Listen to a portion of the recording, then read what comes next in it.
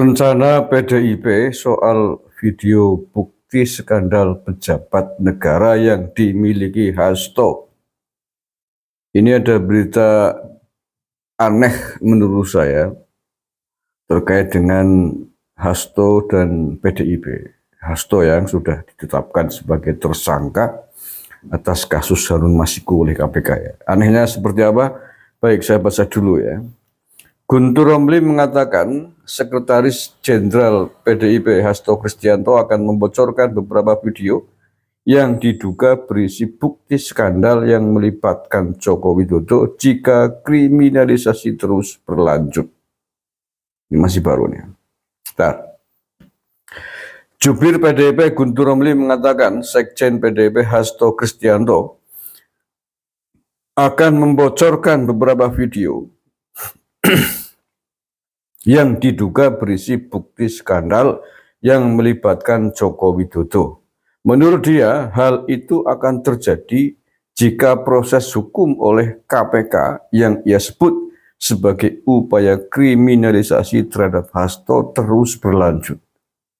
Jadi anehnya adalah ada jikanya. Jika kriminalisasi terhadap Hasto terus berlanjut. Jadi Hasto PDIP ini menuduh tersangkanya Hasto dalam kasus Harun Masiku itu sebagai sebuah upaya kriminalisasi. Mengapa saya katakan aneh?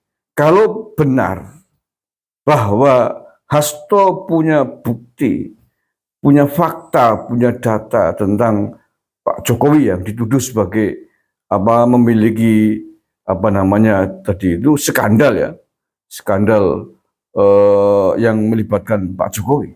Mengapa kemudian harus bergantung dengan kalau atau jika kasusnya Hasto berlanjut? Kalau memang punya bukti demi penegakan hukum, laporkan saja ke KPK. Iya. Kenapa harus terkait dengan Hasto?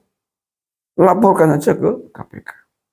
Nah, terkait dengan kasusnya Hasto ini, kemudian apa hubungannya skandal Pak Jokowi yang katanya dimiliki oleh Pak Hasto ini dengan kasusnya Hasto? Iya, ini kan menurut saya kayak anak kecil begitu ya. Awas kalau saya dikauskan, kamu saya kauskan. Ya nggak apa-apa, tapi kan ada alurnya. Alurnya masing-masing. Nah, alur yang sekarang sedang ditangani oleh KPK adalah tuduhan atas terlibatnya Hasto Kristianto dan kasusnya Harun Masiku. Nah, apakah itu kriminalisasi atau bukan tinggal dibuktikan di KPK. Kalau memang Pak Hasto punya bukti data valid, fakta-fakta yang kuat bahwa dia tidak terlibat dengan kasusnya Harun Masiku, silakan dibongkar di KPK. Kalau itu nanti misalkan sudah selesai, baik terbukti ataupun tidak terbukti, baru silakan kalau memang Hasto punya bukti-bukti fakta-fakta tentang skandal Pak Jokowi yang tadi dia sebut.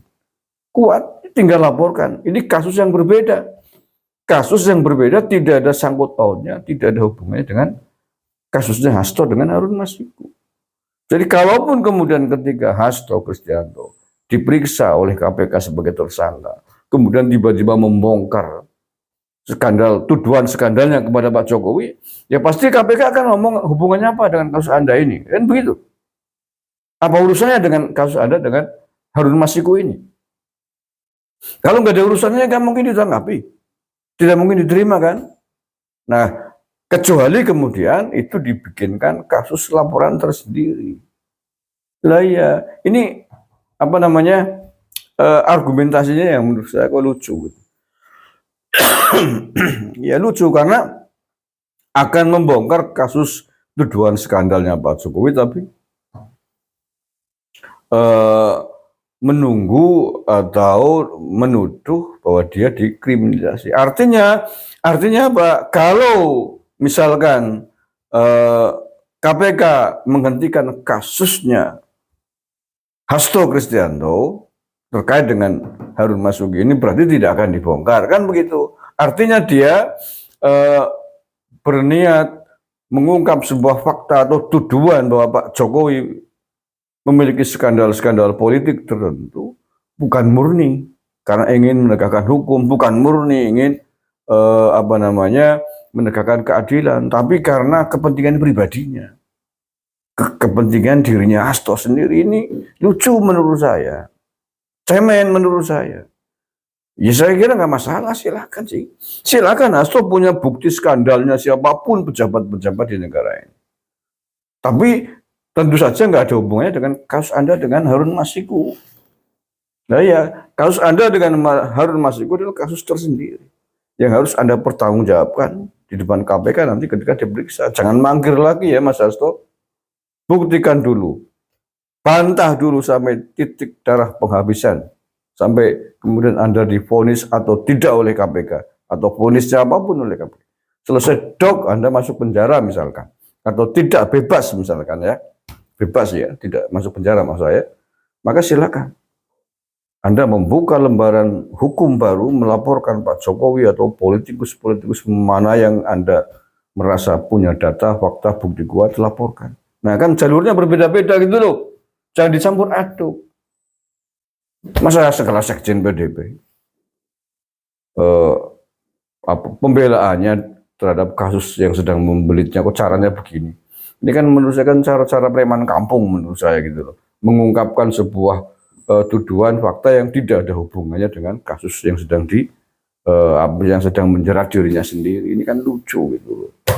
Ya kalau mau dibongkar ya silakan saja. Tapi tentu dengan timing kasus yang berbeda, timing kasus yang lain. Nah, yang perlu dilakukan sekarang oleh Hasto adalah bagaimana mengumpulkan bukti-bukti, data-data, bantahan atas tuduhan KPK, atas KPK yang telah menetapkan Anda sebagai tersangka dalam kasusnya Harun Masiku. Itu saja, fokus di situ. Bahkan kalau pinter menurut saya, kalau Anda merasa memang punya bukti-bukti keterlibatan Pak Jokowi dan politikus-politikus lain yang menurut Anda dituduh sebagai skandal, gak usah banyak bicara, gak usah ngomong itu loh.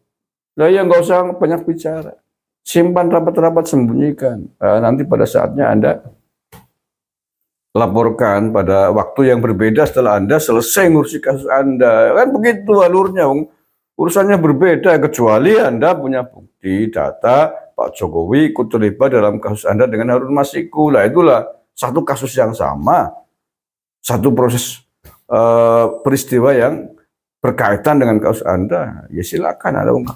Tapi kalau kasusnya berbeda kan lucu. Kasus yang lain kok Anda bawa, Anda bongkar di depan KPK terkait dengan kasus Anda yang ada hubungannya. Ya kan ditertawakan oleh lalat kan begitu Mas. Ya. Ya. Saya geli ini membaca komentarnya pendapatnya Guntur Romli kok bisa begini gitu loh, membuat berargumentasi bergila atas kasus yang sedang menjerat Hasto, tapi dengan ancaman kasus yang lain yang tidak ada hubungannya dengan kasusnya Masiku Hasto ini. Kan lucu menurut saya. Dan lucu ngapain kalau dia punya data bukti dikuar-kuar, dicuap-cuapin, seolah-olah digunakan sebagai bargaining position ya, bargaining politik agar dia tidak dilanjutkan kasusnya dengan tuduhan dikriminalisasi. Itu menurut saya lucu. Lucu gitu loh, kayak politikus kelas desa menurut saya. Ya kalau betul-betul dia punya bukti, sekali lagi gak usah banyak cincong, gak usah banyak ngomong. Selesaikan dulu kasusnya dengan KPK, selesai, terbukti ataupun tidak. Nah setelah itu kalau dia betul-betul punya data-data keterlibatan Pak Jokowi dengan tokoh-tokoh politik yang lain di negara ini, kuat, bawa ke KPK kalau itu kasus korupsi, bawa ke polisi kalau itu kasus pidana umum, dan lain sebagainya. Oke, terima kasih. Assalamualaikum warahmatullahi wabarakatuh.